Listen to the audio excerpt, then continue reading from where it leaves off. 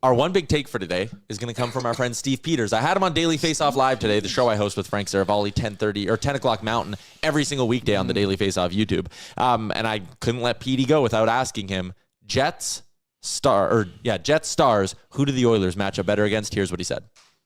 I don't want to let you go without asking you a little bit about the Edmonton Oilers. They punched their ticket to the conference final, third time in 4 years. When you look at the Oilers against Dallas or Winnipeg, is there one of those two that you think they match up better against? Yeah, I think, and people aren't going to like this, I think they match up better against Dallas.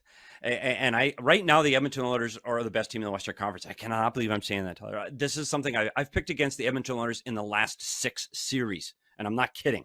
I've said they're going to get beaten out. This is the best Edmonton Oilers have played in the last year and a half in the playoffs. They're defending better than they have. They're protecting the house better than they have. They're eliminating the opponent's rush better than they have through the neutral zone. This Edmonton Oilers team is no longer just Draisaitl and McDavid. This is a full team effort from 200 feet. This is an impressive team. And I did say that they're going to have to get back to Skinner, and they did. And he's been just okay. Man, Skinner's been lights out. Skinner's been the guy that they saw in the finals a year ago, and they needed that to happen. No offense to Calvin Pickard, but they needed Skinner if they want to get to the next level. I think this team right now, their way they can move the puck up the ice quickly, but more importantly, the way they're defending as a group of 5 in front of their goaltender makes them an incredibly dangerous team. Balanced scoring like they haven't seen before. You've got 4 lines they can roll out in any situation. This Edmonton Oilers team is for real, and I think they're going to be a threat to either team. The Winnipeg Jets, I think, may give them their hands full, and partly because of Hellebuck, but I think it is going to be Dallas, Edmonton in the Western Conference Finals. Oilers in 5. Oh my God, I had to submit my DFO picks today for like our look ahead series. So you got to do if the Oilers play the Jets or if the Oilers play the Stars, like oil and what.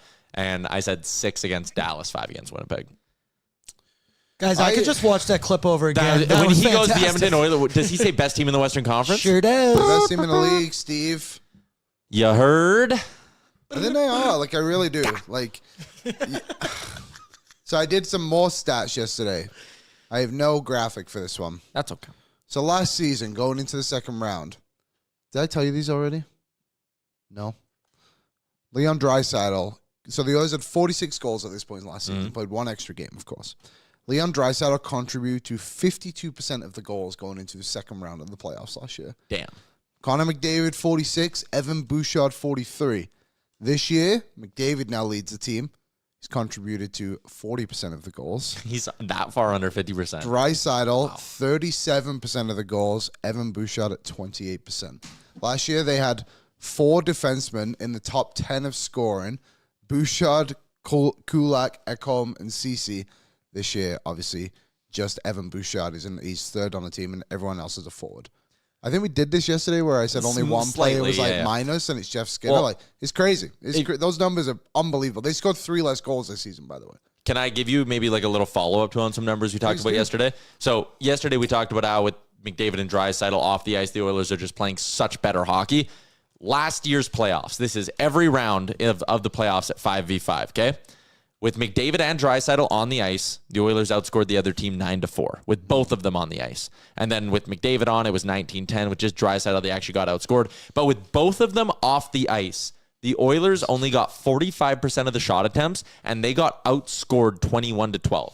-9 with both Connor McDavid and Leon Draisaitl off the ice and only getting 45% of the shot attempts. You want this year's numbers? Yes. 16-9. They're +7. That is a 16-goal swing already. And not to say it couldn't get worse, but what reason do you have to believe it's worse? The shot attempts are at 48%, but they are outshooting the other team, and the expected goals for at 55%. I mean, the numbers are unbelievable. And then the other side of it, too, with both McDavid and Draisaitl on the ice, they've still been just as good. They're +4. They've outscored the other team 10-6. So, again, Dallas, I just don't think is much. And, I mean, here's a hot take. Here we go. Second one. Remember when we looked at that Vegas blue line before the series and we were like, holy shit. I remember Doug saying we needed a miracle to win. I remember that as well. Yeah. But I remember looking at that Vegas blue line and being like, they have Hanifin on one pair and Theodore on the other and Pietrangelo on the other and all these name recognizable guys. And it's like, oh my God, they might just run our show. And how is Edmonton going to get goals with one of these elite defensemen always on the ice? I feel like we're doing that a little bit with with this Dallas forward group where you're like Jamie Benn and Jason Robertson on the third line, like Dadonov's on the fourth line. Oh my God. Let me give you the numbers. In these playoffs, 5v5, when the Stars' two best players, who are undoubtedly Roope, Hintz, and Mikko Rantanen in these playoffs, with Hintz and Rantanen on the ice, they are outscoring the other team 7-2. With just Hintz on the ice, it's 0-0 at 5-on-5. No one scored on either direction. With just Rantanen, it's 4-2. So if one of Rantanen or Hintz are on the ice at 5-on-5 in these playoffs, and this includes last night's game, the goals are 11-4 for the Dallas Stars, +7. With one of Hintz or Rantanen on the ice at 5-on-5, 11-2 or 11-4, +7. With both of them off, they're getting caved 17-8. Just 46% of the shot attempts, 45% of the actual shots, 48% of the expected goals. So it ain't bad luck. Look, like Dallas has been shut out twice in this Winnipeg series. They're up in the series, I get it, but like they're a very, very interesting team. I'm not a believer in them. If you go back and look at shows in the regular season, I wasn't really a believer of them then either.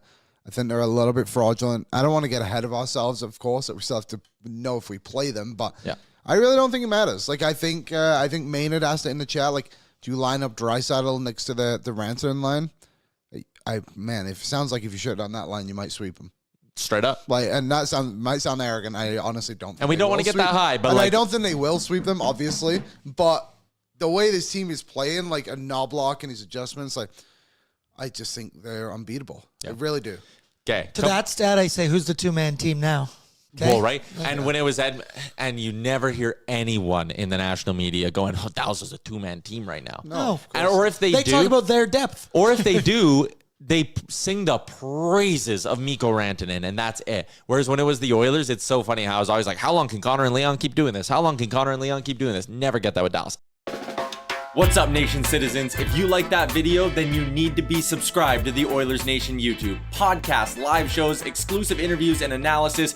Everything you need from your favorite voices at Oilers Nation. And you don't want to miss any of it, so hammer that subscribe button.